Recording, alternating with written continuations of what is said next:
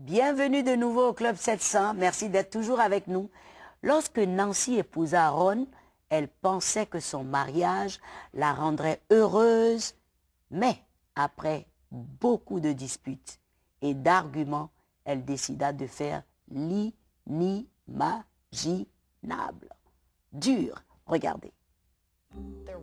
Je ressentais de la honte et le plaisir ne parvenait pas à l'effacer. Nancy Anderson n'aurait pas dû tomber dans ce piège. Elle avait été élevée par des parents chrétiens, avait étudié dans une école biblique et se considérait elle-même comme chrétienne. Je gardais tout cela secret, afin qu'on ne me dise pas d'arrêter. Je suis devenue experte dans le mensonge.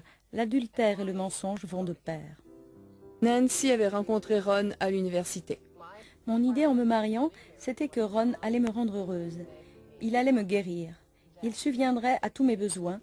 Il connaîtrait mes pensées. Il serait ce dont j'ai besoin avant que je m'en rende compte moi-même. J'étais un mauvais mari et cela provoquait des réactions négatives de la part de mon épouse. Ils s'aimaient, ils aimaient Dieu, mais découvrir que le mariage était bien plus compliqué que ce qu'ils pensaient. Une fois mariés, nous nous sommes disputés sur tout. L'argent, le temps, tu as dit ceci, non, je n'ai pas dit ça, je ne m'attendais pas à ça de ta part, je suis déçu. En tant que couple, nous n'avions aucune unité spirituelle. Nous étions très éloignés du Seigneur, dans le couple, mais aussi individuellement. Nancy se mit à penser à d'autres choses qui pourraient la rendre heureuse. Au bureau, alors que je me plaignais de Ron, une des femmes a dit « Tu sais, tu n'as qu'à le laisser tomber si tu n'es pas heureuse. La vie est trop courte pour ne pas être heureuse. » J'ai pris le chemin facile. J'ai commencé à flirter avec un collègue du bureau. Ce qui entraîna des rendez-vous, des dîners secrets, puis des journées entières passées loin de chez elle. Je me disais qu'elle avait besoin d'être un peu seule quelques jours. Je ne savais pas qu'il y avait un autre homme dans sa vie. Nancy ressentait de la culpabilité, en particulier le jour où la radio lui donna mauvaise conscience. Il a dit « Si tu arrêtes ton péché et si tu te repens, Dieu te pardonnera. » Cela me mit en colère contre Dieu parce que je ne voulais pas arrêter. Lorsqu'elle est revenue après 4 semaines, elle a demandé le divorce. C'est seulement alors que j'ai compris qu'il y avait un problème. J'étais face à la réalité et il y avait un gros problème. Nancy reçut un appel de ses parents, inquiets. J'ai réussi à mentir à ma mère, mais je ne peux rien cacher à mon père. Malgré les 3000 kilomètres qui nous séparaient, sa prière a été puissante. Cette prière a commencé à toucher mon cœur. Je savais que le Seigneur allait être fidèle, mais je ne savais pas ce qui allait arriver. Par la suite, Nancy pria elle-même. Elle savait ce qui lui restait à faire. Je savais que ça lui briserait le cœur, que ça me briserait le cœur, parce que mes émotions étaient encore attachées à lui. Je n'aimais pas mon mari, mais je savais que c'était aussi simple et aussi terrible que ça. Vint ensuite le grand moment. Ron rentra d'une convention plus tôt que prévu. Elle était là. Après toutes nos disputes, ça a finalement été la première fois que nous avons pu nous parler sans nous crier dessus. Nancy lui avoua tout, y compris ce qu'il avait deviné tout en espérant se tromper. Mais elle avait décidé de me choisir moi plutôt que lui. À ce stade, je me souciais plus de garder une bonne communication qu'autre chose. Et je n'ai pas été blessé dans mon orgueil. Le lendemain, Nancy appela le bureau pour annoncer sa démission. Le directeur lui a dit qu'elle faisait le bon choix. Aucun travail ne vaut votre mariage. Par obéissance, j'ai rompu avec Jake. Ron et moi lui avons tous les deux parlé. Ça s'est passé comment? Plutôt calmement, si l'on considère ce qui aurait pu se passer s'il avait été dans la même pièce que moi. Ils décidèrent de chercher de l'aide chez les parents de Nancy. D'après eux, il restait encore une chose à faire. Je me suis approchée et j'ai dit « Je t'ai trahi.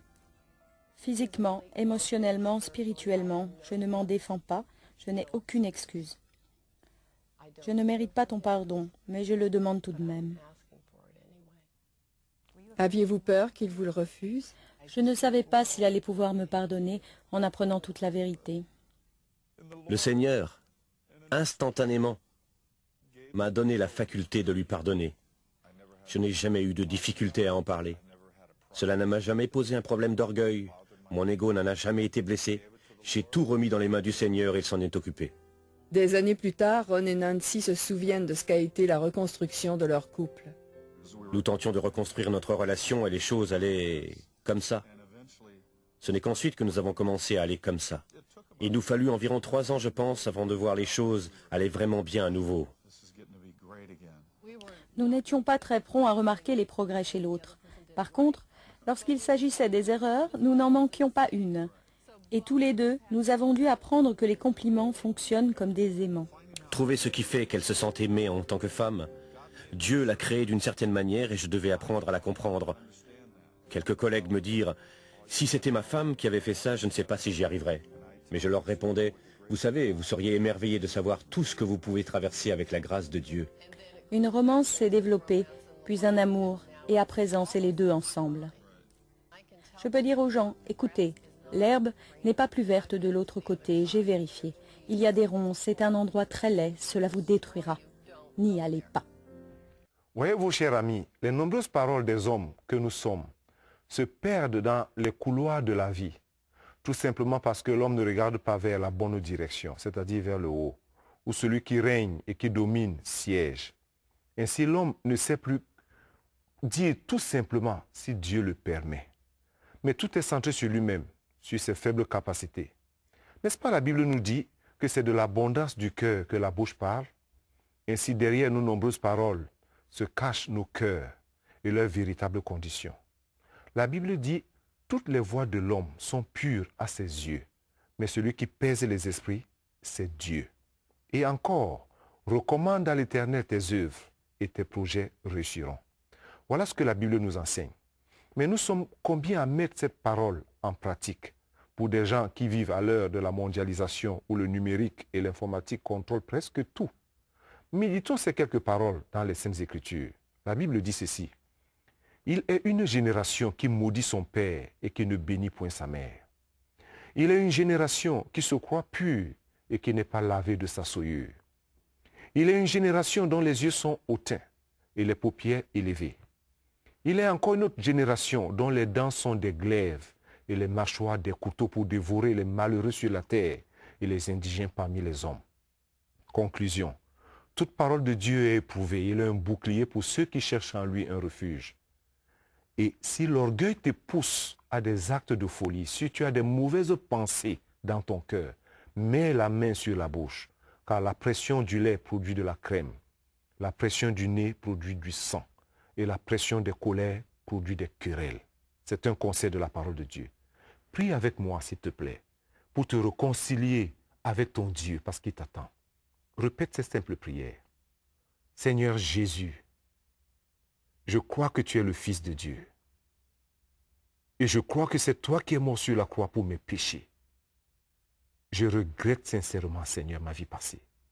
Maintenant même, ici, après que j'ai suivi ces différents témoignages, je viens vers toi pour te demander pardon et me réconcilier avec toi. Je t'ouvre la porte de mon cœur, Seigneur. Viens dans mon cœur, change ma vie et fais de moi ton enfant. Fais de moi un enfant de Dieu. Merci Jésus. Merci. Amen et Amen.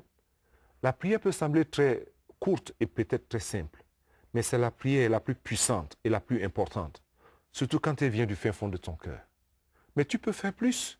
Tu peux rentrer dans ta chambre, prendre plus du temps devant le Seigneur et travailler dans cette relation avec le Seigneur. Mais n'oublie pas une chose, lis la Bible, cherche une bonne église et fais-toi baptiser dans le nom du Père, du Fils et du Saint-Esprit. Et ta vie ne sera plus jamais la même. Que Dieu te bénisse, cher ami. C'est magnifique. N'est-ce pas? Vraiment, N'est-ce pas? pasteur, Merci, pour merci. tout cela. Oui. Voici une lettre d'un ami qui dit « Bonjour pasteur, j'ai été frappé par votre émission et votre parole est vraie. Je demande de prier pour moi pour que cette année soit une année de paix, de réussite et de joie. Merci. » Eh bien, mon ami, merci pour tous ces vœux, mais ma prière, c'est que cette année, Dieu soit ta priorité.